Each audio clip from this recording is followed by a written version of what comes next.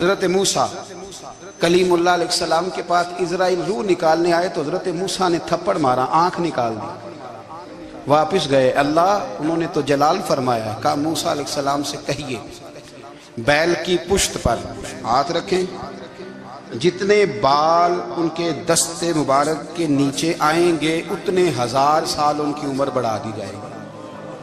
یعنی میرے کان میں کوئی بتا دے کہ جناب 60 سال بڑھ گئی، یا آپ کے کان میں کوئی کہہ دے تو خوشی ہوتی ہے کہ نہیں؟ لیکن یہ حقیقت پسندی نہیں، اس لیے کہ 60 بھی گزر جائیں گے، 70 بھی، یہ حقیقت نہیں۔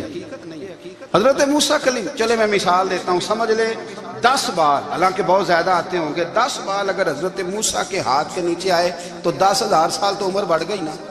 10 یعنی 10 سال نہیں، 10 100 نہیں، 10 بہت زیادہ تھی نا۔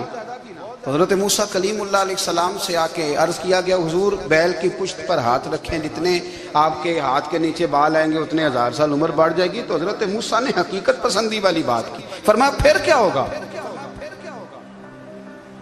10,000 سال کے بعد پھر کیا ہوگا؟ کہا حضور جانا تو پھر بھی ہے، فرمایا پھر ابھی چلتے ہیں۔ اگر جانا ہے نا، جانا ہے تو پھر، اگر جانا ہے تو پھر ابھی، اور سجنوں اگر نماز پڑھنی ہے تو ابھی کیوں نہیں؟ اگر داڑھی رکھنی ہے تو پھر رمضان کا انتظار کیوں کریں؟ ابھی کیوں نہیں؟ اگر سچ بولنا ہے تو پھر، اگر رزق حلال کھانا ہے تو پھر انتظار کا ہے گا۔ حقیقت ہوتی ہے، بہانہ ہوتا ہے، حقیقت چھپ نہیں سکتی بناوٹ کے اصولوں سے، کیونکہ خوشبو آ نہیں سکتی کبھی کاغذ کے پھولوں سے۔ یہ بات یاد رکھیں، اگر جانا ہے تو حضرت کلیم فرمانے لگے پھر 10,000 سال کے بعد بھی جانا ہے تو آج بھی۔ ہمیں بے قراری زندگی میں اس لیے کہ ہم حقیقت پسند نہیں، ہم بہانوں میں، ہم ہواؤں میں جیتے ہیں، ہواؤں میں، خیالات میں زندگی گزارتے ہیں۔ بڑا ٹائم پڑا ہے، مثلاً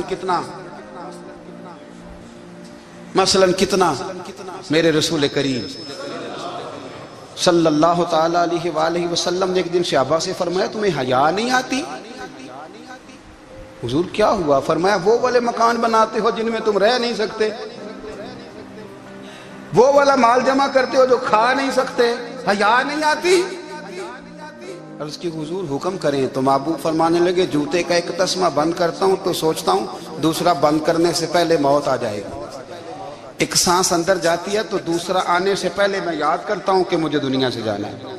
تمہیں حیا نہیں آتی؟ وہ مکان بناتے ہو جن میں رہ ہی نہیں سکتے، وہ مال جمع کرتے ہو جو کھا، حقیقت پسند نہیں بھائی۔ ہم بہت سارے لوگ ہیں بڑی باتیں سناتے ہیں، بڑی، میں کہتا ہوں اصل میں نا زیادہ باتیں سنا کے نا بیچارہ اپنے آپ کو مطمئن کرنا چاہتا ہے، اصل بات یہ ہے کہ اندر سے نا ہلا ہوا ہے، کچھ بھی نہیں، بڑا زیادہ ہنستا ہے اور مجھے لگتا ہے کہ کوئی گہرا زخم چھپا رہا ہے۔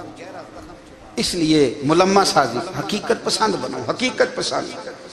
یاد رکھنا من ترک صلاۃ متعمدا فقد کفر، میرے رسول نے حقیقت بیان کی، فرمایا جس نے ایک نماز بھی جان بوجھ کے چھوڑی اس نے رب کے رب ہونے کا انکار کیا، اس نے کفران نعمت کیا۔ یہ حقیقت ہے، کوئی کلیریفیکیشن نہیں، کوئی وضاحت نہیں۔ جو نماز نہیں پڑھتا جھوٹ بولتا ہے، غلط بیانی کرتا ہے، جو شخص رزق حرام کما کے کہتا ہے کہ اس کے بغیر گزارا نہیں چلتا، وہ جھوٹ بولتا ہے۔ اس لیے کہ رب فرماتا ہے جب تجھے پیدا کیا ہے تو تیرا رزق میرے ذمہ ہے۔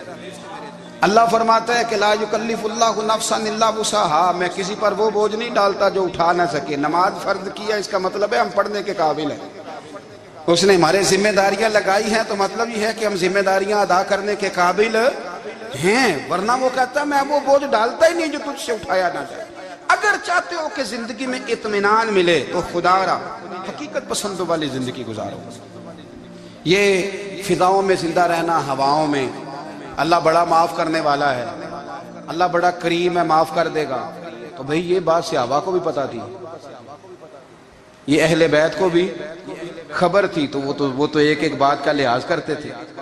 یہ غوث اعظم کو بھی پتا تھی، یہ ان کے والد کو بھی پتا تھی، جنہوں نے کسی کا ایک سیب کھا لیا تھا تو 12 سال اس کے گھر میں نوکری کرتے رہے، انہیں نہیں پتا تھا اللہ بڑا کریم ہے، معاف کر دے گا، ایک سیب ہی ہے نا۔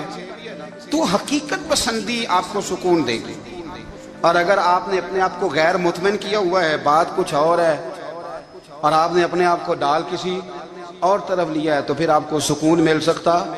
سکون حقیقت پسندی میں، اصل میں سکون ہوتا ہے، اداکاری میں سکون نہیں ہوتا۔ تیسری بات سنیں، اگر آپ چاہتے ہیں زندگی میں مطمئن رہیں تو دنیا داروں سے امیدیں توڑ دیں،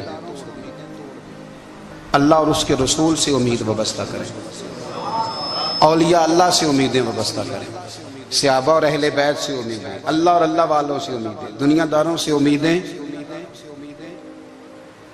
آپ کو پتہ ہے دنیا دار کی تباہی کب ہوتی ہے؟ جب انہیں خوش آمدی مل جاتے ہیں۔ چودھری کا بیڑا اس وقت غرق ہوتا ہے جب اسے چودھری کہنے والے زیادہ ہو جاتے ہیں۔ سیٹھ صاحب اور نواب صاحب بیچارے تباہ تب ہوتے ہیں بھولے پن میں، جب ان کے دائیں بائیں ریلا ہوتا ہے سیٹھ صاحب کہنے کا، لوگ انہیں کھانا چاہتے ہیں، پیار ان کا نہیں ہوتا، ان کی جیب کا ہوتا ہے، محبت ان سے نہیں ہوتی، ان کی کرسی سے ہوتی ہے، ضروریات کا پیار ہوتا ہے، تباہ کر دیا جاتا ہے۔ ہماری ساری توقعات دنیا داروں سے وابستہ ہو گئی ہیں، ناراض نہ ہونا۔ پیروں نے، مولویوں نے، درویشوں نے، انہوں نے بھی سیٹ رکھے ہوئے جلسوں کی صدارت کرانے کے لیے، یعنی مذہبی جلسہ ہے، اس میں بہت زبردست پڑھے لکھے صاحب تقوی عالم کا خطاب ہے، اور کی صدارت وہ بندہ کر رہا ہے جس نے عشاء کی نماز بھی نہیں پڑھی، وہ بندہ صدارت کر رہا ہے۔ کیوں؟ اس لیے کہ اس نے لاکھ روپیہ دیا محفل میں۔ خدا را دنیا داروں سے امیدیں چھوڑ دیں ورنہ آپ کمزور پڑ جائیں گے، آپ کی امیدیں ٹوٹیں گی۔ کتنا کمزور ہے وہ شخص جو 2-4 ہزار کے لیے کسی بندے کی چاپلوسی کرتا ہے، اس کے پیچھے بھاگتا ہے، خوش آمدیں کرتا ہے تھوڑے سے نوٹوں کے لیے، دکھ سکھ میں کام آئے گا اس کام کے لیے۔ میرے رسول کریم علیہ السلام نے فرمایا جس نے بندوں کو راضی کرتے کرتے رب کو ناراض کر دیا، اس کی دنیا بھی گئی اور آخرت بھی گئی۔ اور فرمایا جس نے بندوں کی پرواہ نہیں کی، اللہ کو راضی کیا، فرمایا اگر رب راضی ہو گیا تو لوگوں کے دلوں میں بھی محبت پیدا فرما دے گا۔ کیا ضرورت ہے خوش آمد کرنا دنیا داروں کی، سیٹوں کی، نوابوں کی، چاپلو۔ اور میں آپ کو ایک بات بتاؤں، ہوتا پتہ کیا ہے؟ یہ جو حب جا اور حب با ہوتی ہے نا، اس سے پیٹ نہیں بھرتا۔ آپ کو اگر خوش آمد کرنی ہے تو پھر آپ کو ساری زندگی کرنی ہے۔ پھر ان کو بھی پتہ ہوتا ہے کہ تعلق کس بنیاد پر ہے، اس میں کبھی بھی خلوص پیدا نہیں ہوتا۔ آپ بے چین رہتے ہیں، بے قرار رہتے ہیں، آپ کو تکلیف رہتی ہے ہمیشہ۔ کبھی بھی دنیا داروں سے امیدیں وابستہ نہ کریں۔ ایک بات سنیں بڑی شاندار، امام غزالی نے لکھی۔ امام غزالی فرماتے ہیں کہ ہارون رشید نہ حج کر کے واپس آیا بغداد میں، تو کونے میں حضرت بہلول دانا بیٹھے تھے، رش بہت تھا، مجمع بڑا تھا۔ حضرت بہلول دانا بھی سڑک کے کنارے بیٹھے تھے، تو سپاہی کہنے لگے یہاں سے اٹھ جاؤ، فرمانے لگے ہارون رشید کی زمین نہیں، زمین میرے رب کی ہے، میں کیوں اٹھوں؟ وہ قریب سے گزرا تو سلام لی، تو آپ نے اس کا پروٹوکول دیکھا تو فرمانے لگے ہارون رشید تجھ سے تگڑے تگڑے موٹے موٹے پروٹوکول میں نے لوگوں کے دیکھے، اور یہ جو تیرے دائیں بائیں آج تیرے نعرے لگا رہے ہیں یہ پہلے ان لوگوں کے نعرے لگایا کرتے تھے، اور تھوڑا وقت گزرنے دے، جو تیرے بعد آئے گا نا یہ سارے پھر ان کے نعرے بھی لگائیں گے۔ تو جھوٹ کی دنیا میں زندہ ہے، ان سے تو نے امیدیں وابستہ کی ہیں، یہ کل اس کے نعرے لگائیں گے۔ اس کے دل پہ بڑا اثر ہوا، گھوڑے سے اتر آیا، آگے کہنے لگا حضور آپ نے مجھے بڑی اچھی نصیحت کی ہے، میرا دل بڑا ٹھنڈا ہوا ہے، میں نے سنا ہے آپ مقروض ہیں، کچھ لوگوں کا قرض، تو مجھے کوئی حکم ہی کر دیں۔ آپ ہنسنے لگے، فرمانے لگے یار تو بڑا ہی بیوقوف ہے، بڑا ہی بیوقوف ہے، میں تجھے نصیحت کر رہا ہوں تو مجھے الجھا رہا ہے، حضور کوئی حکم کر دیں۔ کیا خوبصورت انداز ہے رب کریم کے بندوں کا۔ حضرت بہلول دانا فرمانے لگے تیرا رب کون ہے؟ کہا اللہ، تو فرمایا میرا کون ہے؟ کہا اللہ۔ فرمانے لگے یہ تو نہیں نہ ہو سکتا کہ اللہ ہارون رشید کو دیتا رہے اور بہلول دانا کو بھول ہی جائے، یہ تو نہیں نہ ہو سکتا کہ ہارون رشید کو دیتا رہے اور بہلول دانا کو بھول جائے۔ فرمایا اس کا دل، اس کا ارادہ ہوا، ارادہ قدرت ہوا کہ بہلول مقروض رہنا چاہیے، تو اگر رب مجھے رکھنا چاہتا ہے، دکھ قبول محمد بخشا، راضی رہن پیارے، اگر وہ چاہتا ہے میں مقروض رہوں تو میں بھی چاہتا ہوں کہ میں مقروض ہی رہوں، یہ تو نہیں نہ ہو سکتا کہ تجھے دے اور مجھے نہ دے۔ فرمایا میری تجھ سے کوئی امید نہیں، مجھے جب بھی دے گا میرا رب بھی دے گا۔